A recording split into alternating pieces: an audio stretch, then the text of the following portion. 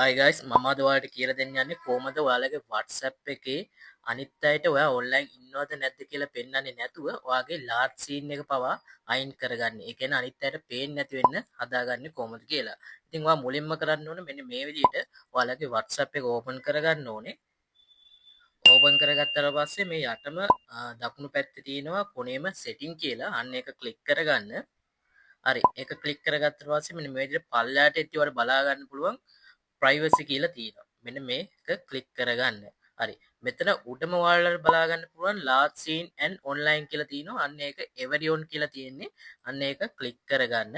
ඉතින් මෙතනදී ඔයා මේක දාගන්න ඕනේ nobody කියලා. හරි. ඒක මාරු කරාට පස්සේ මේ යටම තියෙනවා same as large scene කියලා. අන්න ඒකත් ටික් එක දාගන්න. මෙන්න මේ විදිහට nobody එකටයි ඊට යටින් තියෙන එකටයි ක්ලික් එක දාගත්තට පස්සේ ඔයා WhatsApp online ඉන්නවද නැද්ද ඒ වගේම අනිත් අයට ඔයා ඔන්ලයින් ඉරපු වෙලාව පෙන්වන්නේ නැහැ.